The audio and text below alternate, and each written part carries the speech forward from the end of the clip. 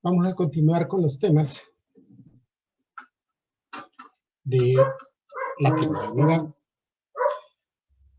El día de ayer vimos una definición intuitiva de lo que es un límite. Una definición más rigurosa de límite o una definición matemática de límite establece que si tenemos una función definida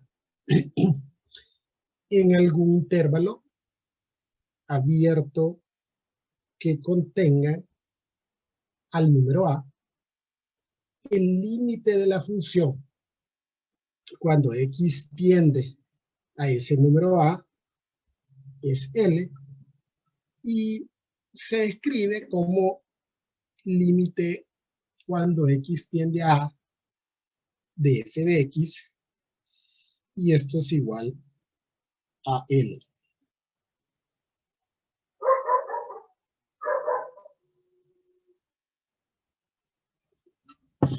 Bien, esto es cierto si el siguiente enunciado es verdadero. Dada cualquier epsilon mayor que 0, sin importar cuán pequeña sea, existe una delta mayor que 0, tal que si la diferencia entre el valor de x y el número a es mayor que 0, entonces la diferencia entre el valor de y el límite es menor que epsilon. Bueno, yo entiendo que para algunas personas esto no tiene mucho sentido, sobre todo si no usamos comúnmente notación matemática. Pero, ¿qué quiere decir esto? Recuerdan que el día de ayer hablamos que le íbamos a dar a x valores cercanos a un número a. Y que nosotros podíamos, si nos acercábamos por el lado izquierdo, darle infinitos 9 después del punto decimal.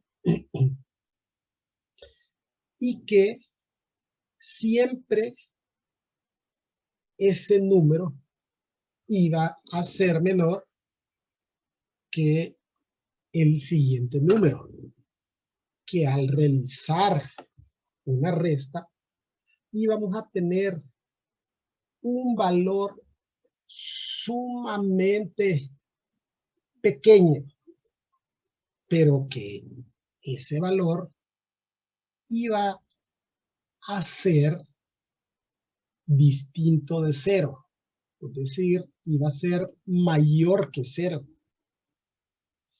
Y que y se iba a acercar a un determinado valor, pero que nunca iba a llegar a ser ese valor.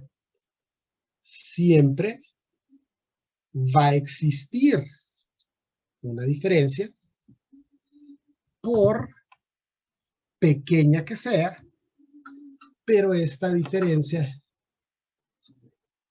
va a ser mayor que 0. Y también establecimos que no era necesario o no es necesario que la función esté definida para ese número. Esto fue lo que determinamos el día de ayer cuando evaluamos esta expresión.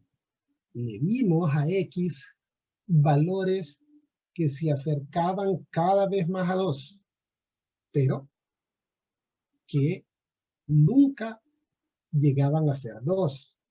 Y entonces Y iba a tomar valores cercanos a 4, pero nunca iban a ser 4. Aunque dice la función no esté definida para este valor.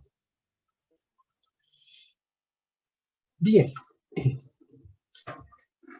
Para realizar evaluaciones de límites, vamos a utilizar comúnmente teoremas. Aquí se les ha denominado propiedades de los límites. Estas propiedades, que usualmente se le conocen como teoremas, son afirmaciones que pueden ser demostradas como verdaderas dentro de un marco lógico.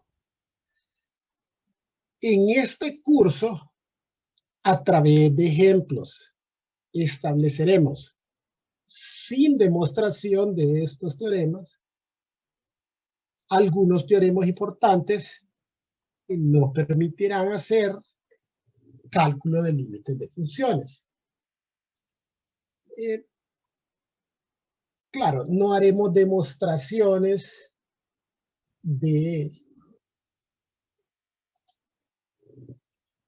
estos teoremas o de todos los teoremas, pero sí, ¿verdad? Haremos o probaremos en algún momento algunos solo con la finalidad de que se comprenda mejor. Bien, veamos estos teoremas. El teorema número 1 establece que el límite de una constante es la misma constante. Es decir, y esto no a manera de demostración, sino más como una ejemplificación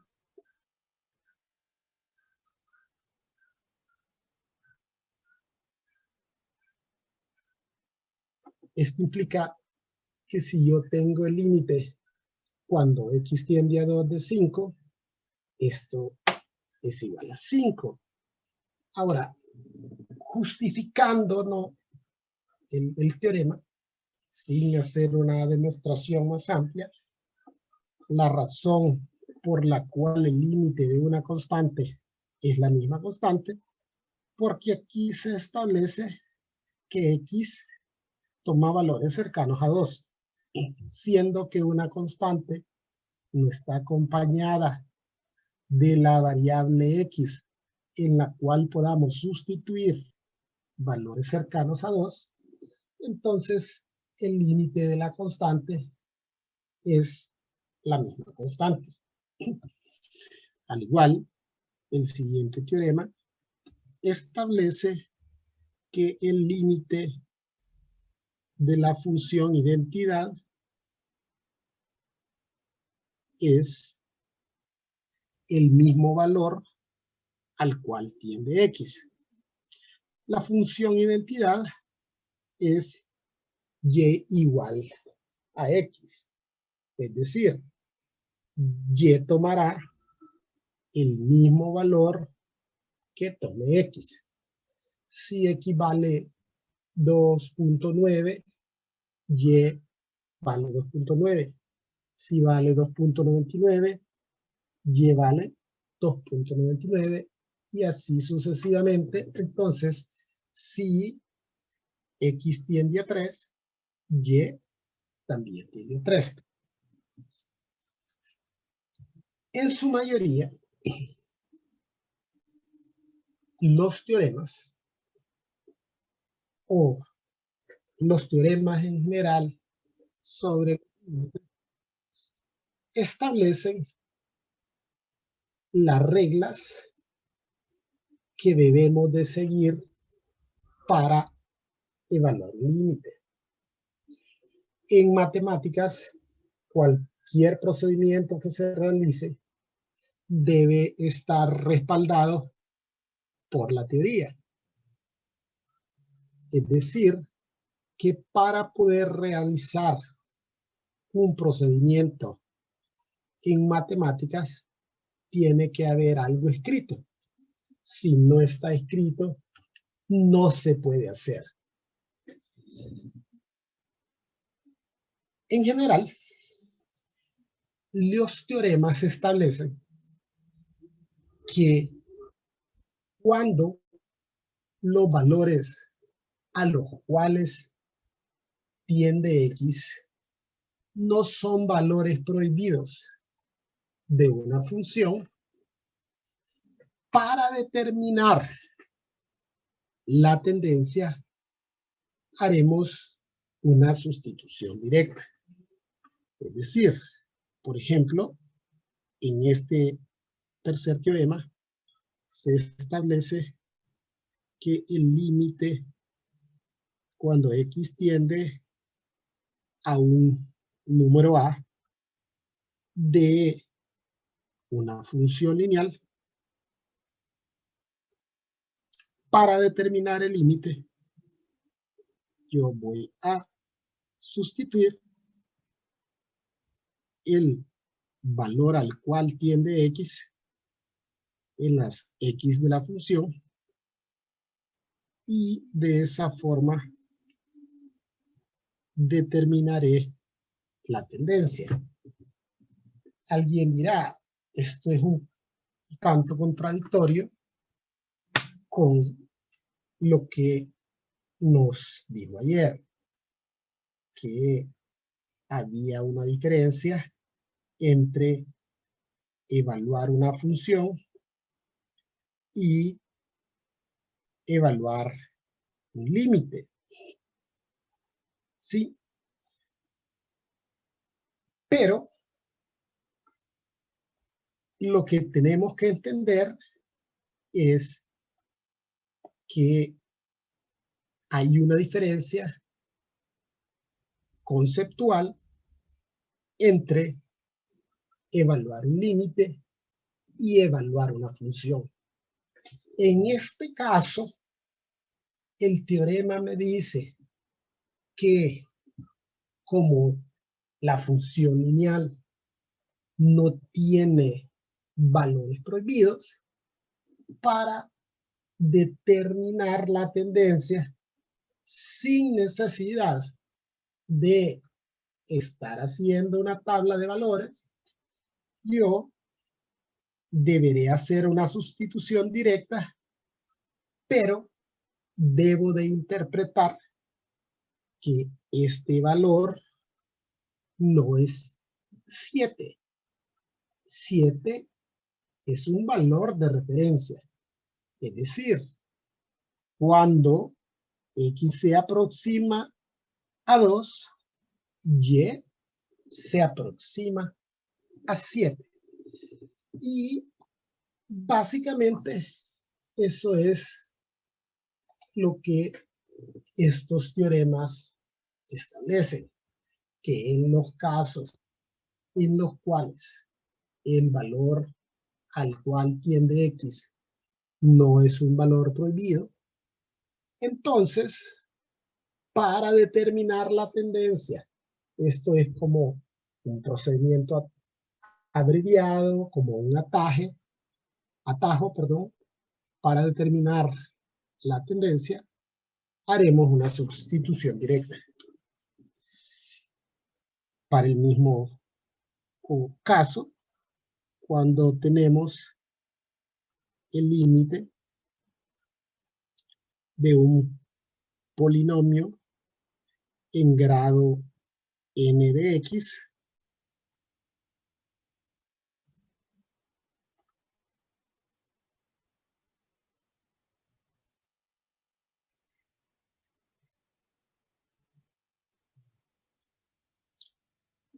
El teorema establece que para determinar la tendencia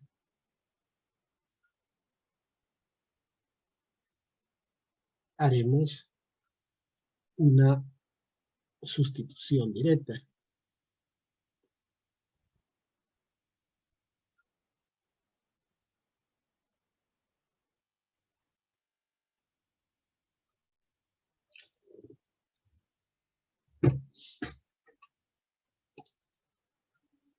Los demás teoremas básicamente establecen cuál sería el procedimiento para evaluar límites en el caso de suma, resta de funciones, y básicamente lo que se establece es que si tenemos el límite de una suma o resta de funciones, podemos evaluar los límites individuales de cada función y luego sumarlos y restarlos. Y esto aplica también para el producto, para el cociente y tanto para las potencias como para las raíces. Recuerde que las raíces son potencias que elevadas a una fracción.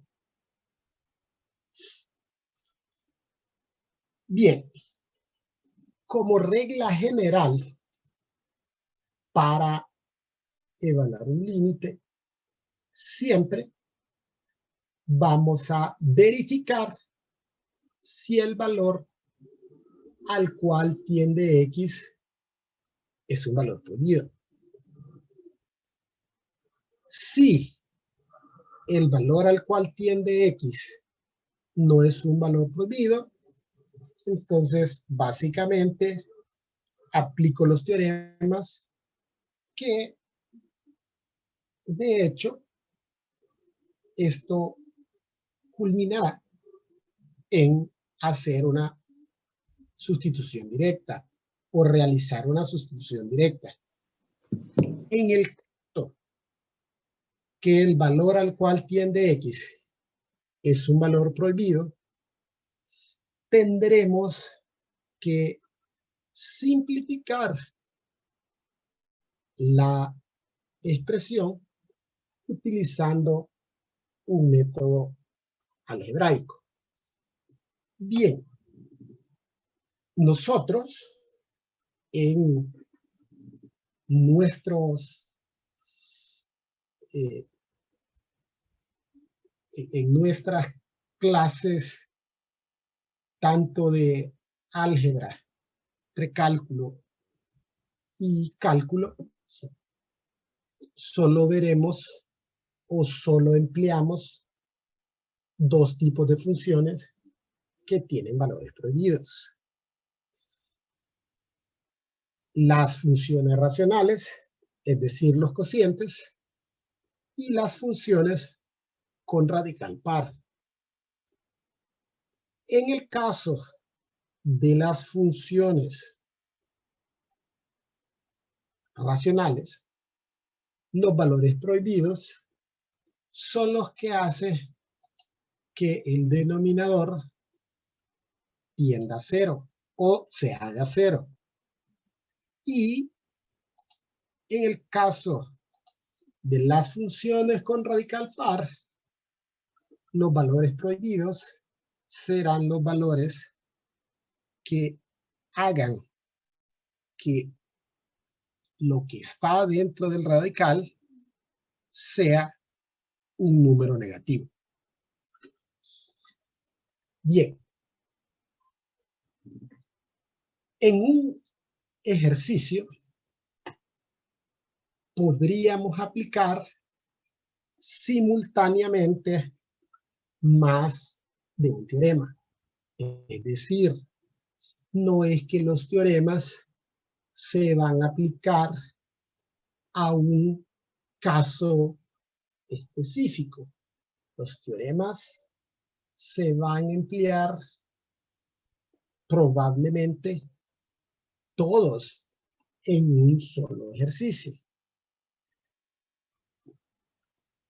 Al desarrollar o al evaluar este primer ejemplo, vamos a emplear algún procedimiento solo con la finalidad de demostrar la aplicación de estos teoremas.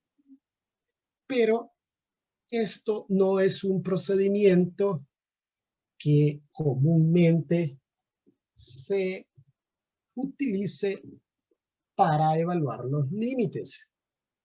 Y no es algo que se espera que usted deje como constancia al desarrollar estos ejercicios. Bien, veamos este primer ejemplo. Entonces dijimos que por regla general íbamos a determinar si el valor al cual tiende x es un valor prohibido para la función. En este caso, esta es una función con un radical impar, es decir, no importa si el resultado de lo que está dentro de la raíz es positivo o negativo. Entonces, por esa parte, no probaremos si esto es un valor prohibido. Pero dentro del radical tenemos una función racional, un cociente. Entonces, tendríamos que verificar si menos 1 hace 0 el denominador. Pues en las funciones racionales, los valores que hacen 0 el denominador son valores prohibidos. Si sustituimos menos 1 aquí en x al cubo, sería menos 1 por 2, me da como resultado menos 2. Si sustituimos en x cuadrado, nos quedaría 1 por 8 más 8. Si sustituimos aquí en x, menos 1 por menos 6, más 6, y 15 es una constante, copiamos la constante. Menos 2 más 8, 6, más 6 son 12, más 15, 27. Entonces, menos 1 no es un valor prohibido. De acuerdo a la regla general para determinar el límite, tendríamos que hacer o podríamos hacer una sustitución directa. Ahora, ¿por qué podemos hacer una sustitución directa? Porque los límites me permiten hacerlo. ¿Qué es lo que establecen estos teoremas sobre los límites? Pues estos teoremas sobre límites me permiten hacer lo siguiente.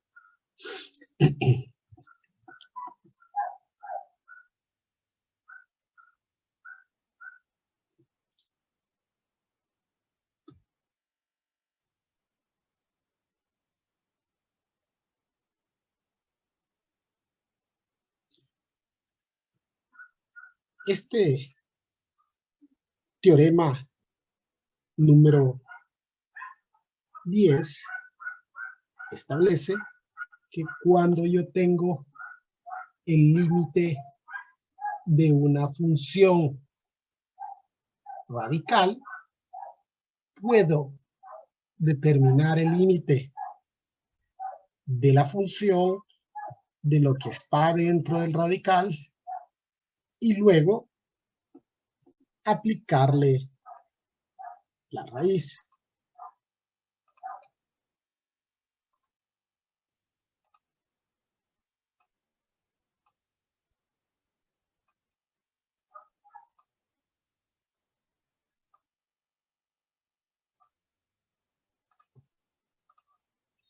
Es decir,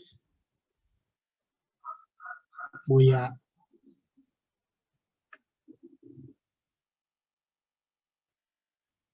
evaluar el límite de la expresión que está dentro del radical y luego le aplicaré, en este caso, la raíz cúbica.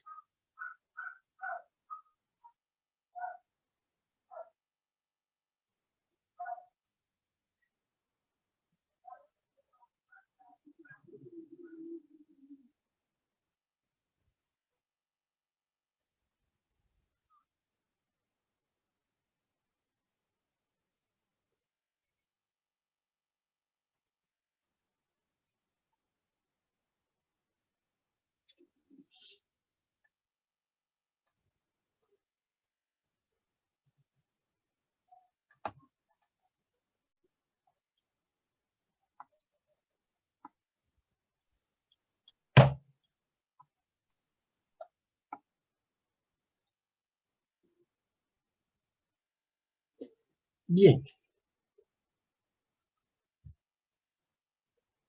también hay otro teorema que establece que cuando tenemos un cociente de funciones, podemos determinar el límite del numerador y el límite del denominador y luego realizar la división.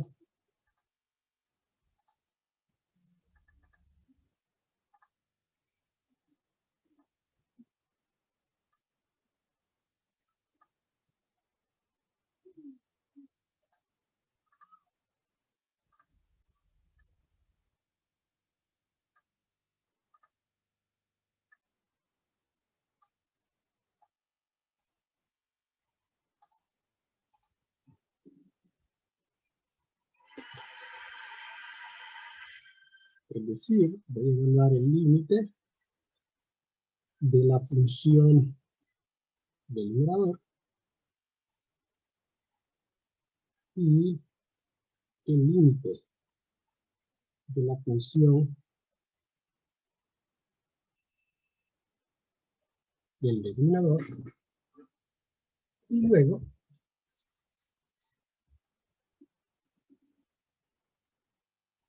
dividirlas entre sí y al final aplicarles la raíz cúbica.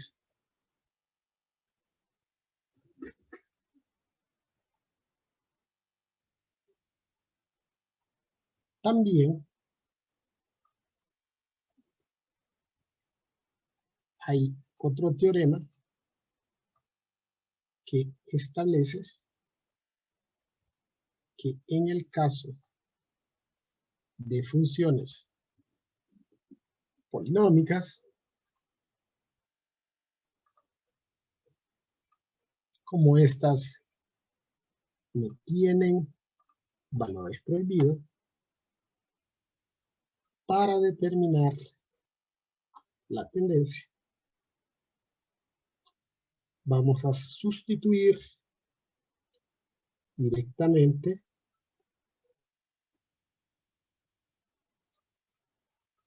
en las X.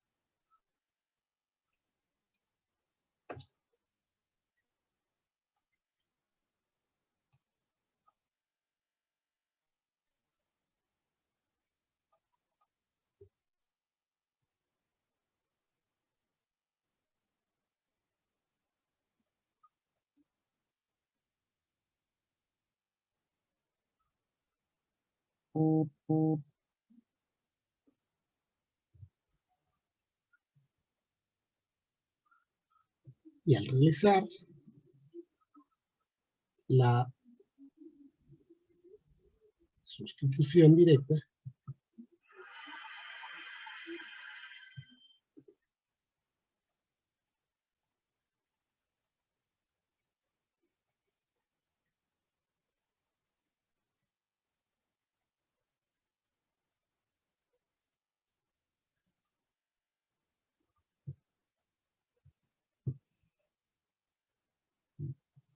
en el numerador nos quedaría menos 5, menos 4, más 1,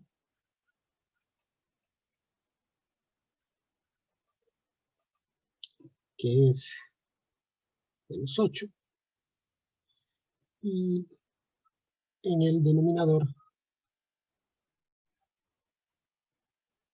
27.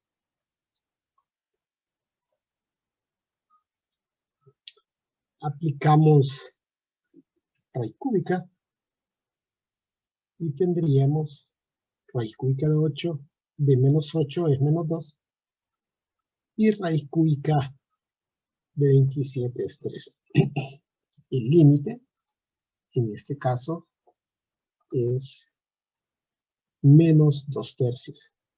Es decir, cuando x se aproxima a menos 1, y tiende a 2/3. Pero este es un procedimiento con la finalidad de demostrar cómo aplicarían los teoremas. Pero los teoremas no se aplican uno a la vez. Los teoremas pueden aplicarse simultáneamente. Es decir, nosotros perfectamente podríamos haber hecho una sustitución directa y podemos hacer la sustitución directa porque estos teoremas que los fuimos desarrollando uno a uno me lo permiten. Es decir, volvemos a lo que establecía desde el inicio. Cualquier procedimiento que se realice debe de estar respaldado por la teoría. Es decir, la teoría es la que me permite hacer la sustitución directa para determinar la tendencia. Bien, pero este es el caso de una función en la cual el valor al cual tiende x no es un valor prohibido. Es decir, para esta función no hay restricciones. Pero, ¿qué sucede con una función en la cual el valor al cual tiende x es un valor prohibido? Y recuerden que vimos un ejercicio similar, ¿no? Donde la función no está definida para este valor, pero el límite existe. Entonces tenemos el mismo caso, solo que ahora vamos a simplificar de acuerdo a la regla general que establecimos, y para simplificar aplicaremos el método algebraico y los teoremas sobre los límites. Bien, entonces, ¿a qué nos referimos con método algebraico? Cualquier teorema, cualquier regla, cualquier fórmula algebraica que me permita simplificar la expresión con la finalidad de determinar una tendencia. Ahora bien, hasta el momento solo tendríamos estas dos opciones: o realizar una sustitución directa o simplificar empleando el método algebraico. Ahora, como más adelante veremos ejercicios en los cuales tendremos más opciones, entonces debo de tener un factor que me ayude a identificar cuándo deberé de aplicar el método algebraico para simplificar una expresión.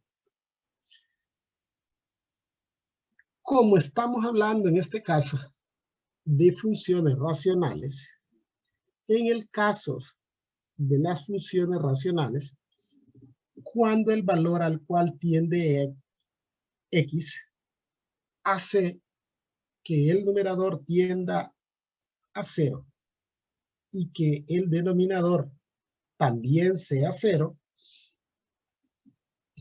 en ese caso nosotros podemos estar seguros que este límite tiene solución algebraica. Es decir, si nosotros evaluamos menos 3 en el numerador, nos da como resultado 9, 9 menos 9 es 0, y en el denominador, menos 3 más 3 es 0. Entonces, siempre que tengamos la forma indeterminada al evaluar el valor al cual tiende x, entonces tendremos solución algebraica.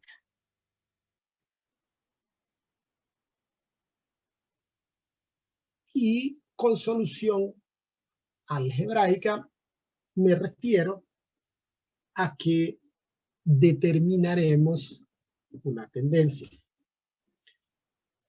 Claro, podríamos hacer como en el ejemplo original y hacer una tabla de valores y determinar la tendencia. Pero esto se vuelve impráctico a medida que las funciones o las expresiones se vuelven más complicadas. Es por eso que utilizaremos el método algebraico. En este caso, en particular, esta función tiene en el numerador una expresión que nosotros conocemos como una diferencia de cuadrados.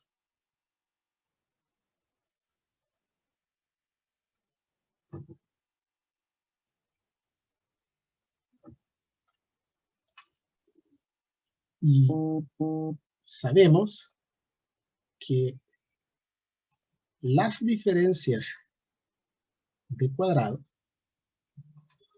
pueden factorizarse de la siguiente forma.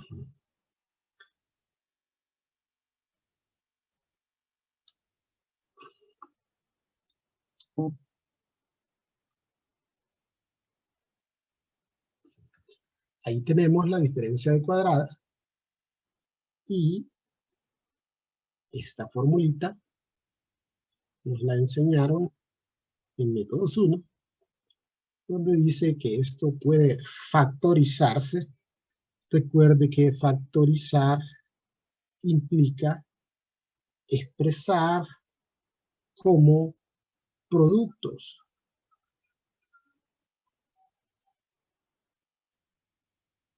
Entonces, esa diferencia de cuadrado puede expresarse como ese producto, donde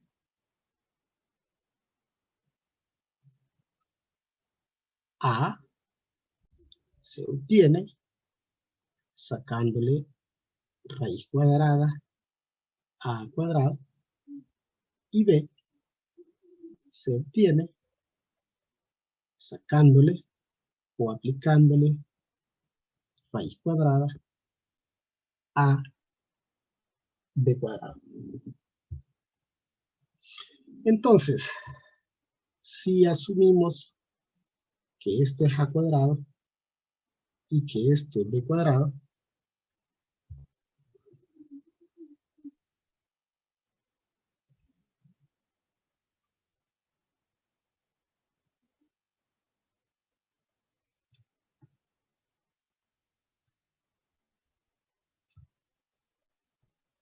podríamos factorizar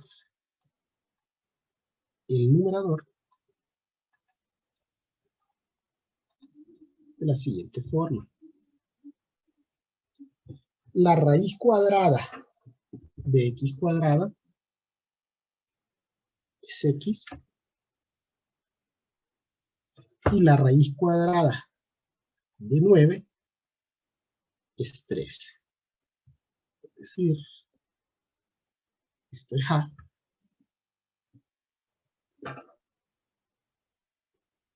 y esto es b. Entonces tengo a más b y ahora le multiplico a menos b.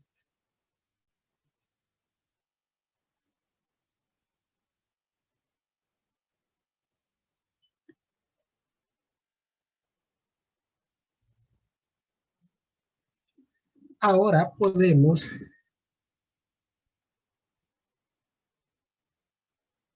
simplificar los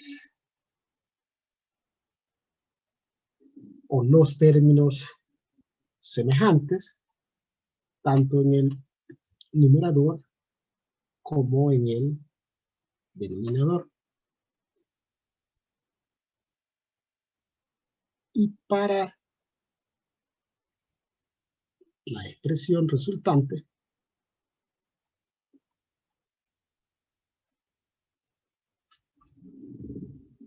menos 3 ya no es un valor prohibido. De acuerdo a los teoremas sobre límites, para determinar la tendencia, haremos una sustitución directa. En este caso, el límite es menos 6.